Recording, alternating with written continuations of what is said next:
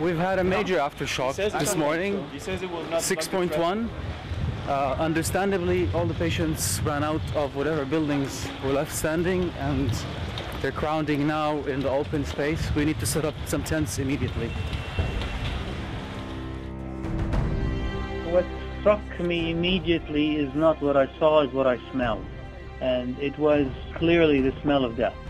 What you see is bodies everywhere.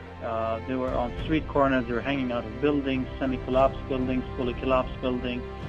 A lot of rubble and dust, people running around trying to help out, groups in various corners, neighborhoods trying to pull out family, loved ones, and so on.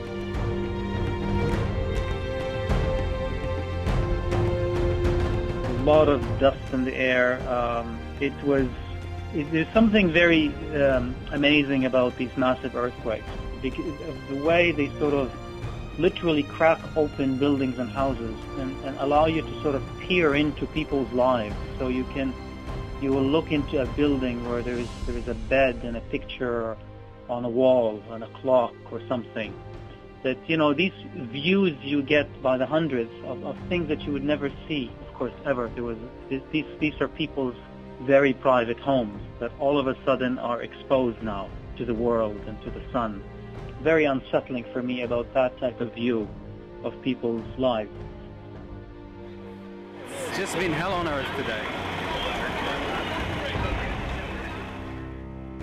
In this particular mission with Haiti, I landed about 48 hours after the earthquake with a clear mission to find immediately the site, a suitable site for the hospital that was following us in the next 24 hours, to ensure that this works, to make sure that it's positioned well, to announce our arrival, to see what has survived from the existing healthcare structure and system that we can link up with and support.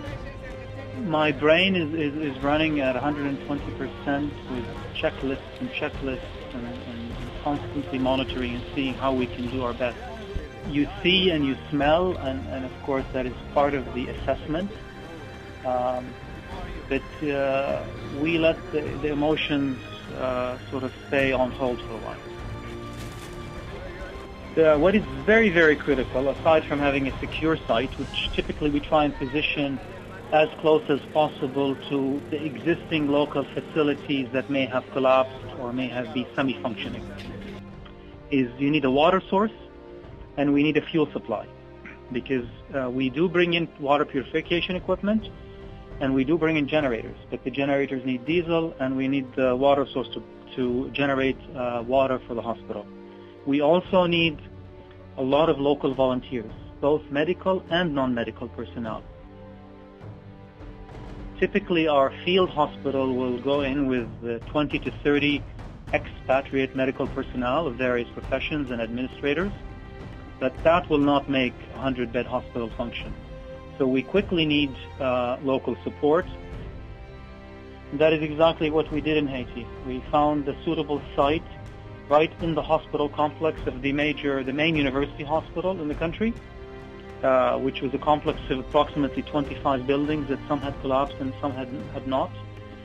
So we set up our hospital there, providing surgery and outpatient care, plus providing critically additional supplies and tents and beds, extra material we bring in to provide to the local hospital that was partially functioning, to ensure that they are also able to sustain some level of service.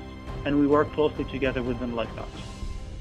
To Haiti, globally, the Red Cross deployed 2 field hospitals and 5 field clinics, meaning non-surgical. Our field hospitals and clinics have a lifetime of about 4 months, and then things are stabilized enough that we hand over and we exit. Haiti was by far more complex, and all of us decided to extend till at least the end of this year. That remains the case, and we are still rotating delegates and supplying the hospitals with medical consumables and pharmaceuticals and supplies to maintain the service. Haiti has an opportunity with the overwhelming now generosity globally and the types of expertise that are being offered, and of course, and the resources backing those expertise to in fact build back better. I wish them the best, but Many of the Red Crosses of the world are still there. And I always say, in terms of also in our Red Cross world, what we say is also in terms of this response to rapid onset disasters like this earthquake is not necessarily how quickly we got there after, it's how long we stay.